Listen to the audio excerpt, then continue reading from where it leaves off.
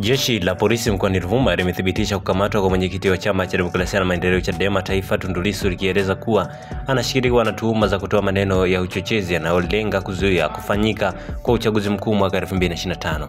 Akizungumza na waandishi wa habari Aprili 10, 2025, kamanda wa polisi mkoa wa Ruvuma, kamishna msaidizi mwandamizi wa polisi ACP Marco Chiria amesema Lissu alikamatwa mnamo Aprili 9 katika mtaa wa soko kuu wilayani Mbinga, na kwamba kwa sababu anaendelea kuhojiwa na maafisa wa polisi jijini Dar es Salaam.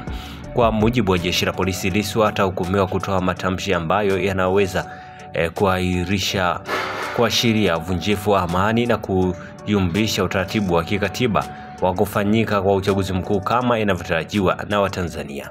Jeshi la polisi limetoa onyo kwa vyama vyote vya siasa na wananchi kwa jumla kuepuka kauli au matendo yanayoweza kusababisha taharuki na kuharibu amani, ikisisitiza kuwa halitasita kuchukua hatua za kisheria dhidi ya yeyote atakayekiuka sheria.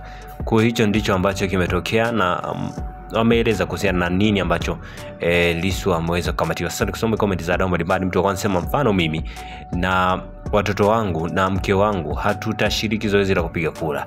Mwingine sema ndio anakamatwa kama gaidi, mtu kapiga bilioni 3 ya kufa na kuzikana, na kwa mujibu wa ripoti ya CAG hapo hadi leo hata kamatwa kamwe. Kwa hiyo haya yamekuwa ni maoni ya baadhi ya watu, namna ambavyo wamezidi kuendelea kutoa maoni yao kuhusiana kila ambacho kinaendelea. Asante kwa kuifuatilia Baharia TV. Usisahau kulike, kusubscribe, kucomment na kushare.